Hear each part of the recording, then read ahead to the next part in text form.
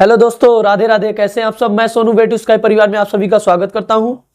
आज का जो टॉपिक होने वाला है वो आईयूपीएसी नामकरण ही है और ये आईयूपीएसी नामकरण का सेकंड पार्ट है। फर्स्ट पार्ट में मैंने एल्केन, एल्किन, एल्काइन के कुछ एग्जांपल्स, फार्मूला और इन सब के बारे में मैंने बता दिया है। वो मेरे वेटू स्काई चैनल पे वीडियो पड़ा हुआ है, जाके आप देख लीजिए और उसको सीख लीजिए अच्छी तरह से, ताकि हम जो सेकेंड पार्ट में आपको बताएं वो आसानी से समझ में आए। और ये आपको बहुत ही सरल तरीके से मैं समझाऊंगा और आसानी से आपको समझ में भी आ जाएगा, और ताकि आप परीक्षा में आईयूपीएसी नामकरण कर सकें। ठीक है दोस्तों, और इसके कुछ नियम हैं। इसके नियम मैंने आपको पहले ही वीडियो में बताया था। क्या नियम है कि सबसे पहले हम जो कार्बन की श्रृंखला है, सबसे लंबी श्रृंखला को ढूंढते हैं, और हम ढूंढेंगे तो लंबी श्रृंखला को वहां से जहां पे कुछ अन्य यौगिक के समूह नजदीक मिले, हम वहां से काउंटिंग करते हैं। चलिए दोस्तों, मैं बताता हूं आपको। अगर हम यहां से काउंटिंग करें तो ये समूह पहले मिलते हैं। ठीक है दोस्तों, चलिए 1 2 3 4 5। ठीक है, जो समूह सबसे पहले मिलेंगे, गिनती में जो समूह सबसे पहले मिलेंगे उसका हम पहले नाम लिखेंगे। ठीक है दोस्तों, तो यहां पे 2 पे आया है एक मेथिल समूह। क्या आया है? ये क्या है? मेथिल समूह है, मेथिल। तो हम इसको सबसे पहले इसका नाम लिखेंगे। 2 पे आया है तो लिखेंगे 2 मेथिल। क्या लिखेंगे? 2 मेथिल। ठीक है दोस्तों, आ रहा है समझ में आपको। उसके बाद कार्बन की संख्या यहां पे कितना है? 1 2 3 4 5। कितना है? 5। और 5 के लिए क्या बताया था मैंने? पेंट। क्या बताया था? पेंट। और पेंट में क्या जोड़ देंगे? एन। एन क्यों जोड़ेंगे? क्योंकि कार्बन कार्बन के मध्य एकल बंध है, तो ये एल्केन के अंतर्गत आता है। एल्केन में जो लगता है अनुलग्न एन लगता है, इसमें एन लगाएंगे, पेंटेन। इसका आईयूपीएसी नामकरण हो गया। आया दोस्तों समझ में? चलिए दूसरा देखिए। अगर हम यहां से काउंटिंग करते हैं 1 2 3 4, कितने नंबर पे आ रहा है? 4 पे।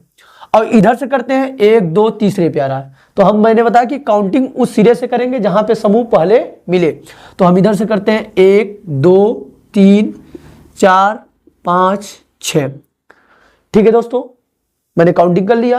अब ये देखो तीसरे नंबर पे मेथिल समूह आया, तो सबसे पहले इसका नाम लिखेंगे 3 मेथिल। क्या लिखेंगे? 3 मेथिल। उसके बाद टोटल कार्बन की संख्या कितनी है? 6। तो यहां पे क्या लिखेंगे? हेक्स, और उसमें क्या जोड़ देंगे? एन। क्या हो जाएगा? हेक्सेन। ठीक है दोस्तों, आपको अच्छी तरीके से समझ में आ रहा है। चलिए और कुछ एग्जांपल देते हैं आपको। तब तक इसको पहले मिटा देते हैं। अगर आपको स्क्रीनशॉट लेना हो, इसका स्क्रीनशॉट ले लीजिए, मैं आगे चलूं। चलिए दोस्तों, अगला एग्जाम्पल आपको बताते हैं। थोड़ा सा तबीयत आज थोड़ा सा नरम है, सर्दी है थोड़ा सा। आपको मैं सिखा रहा हूं, बता रहा हूं, आप अच्छी तरीके से सीखिए।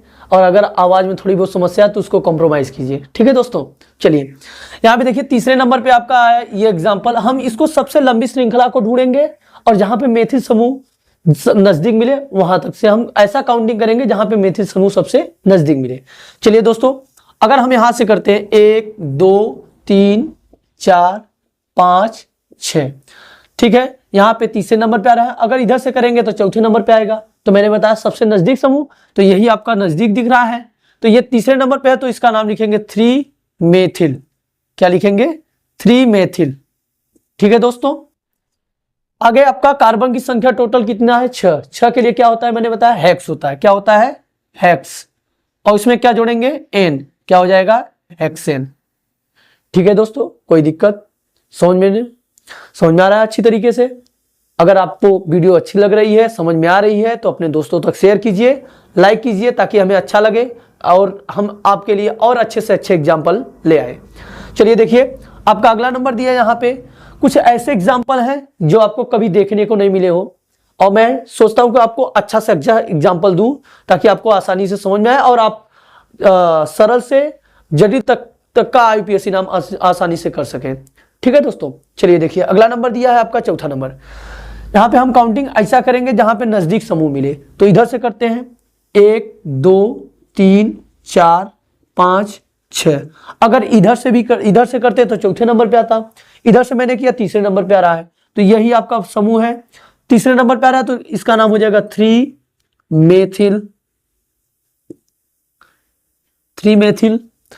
और टोटल कार्बन की संख्या कितनी है? 6। 6 के लिए क्या लगता है? हेक्स। क्या जोड़ देंगे? एन।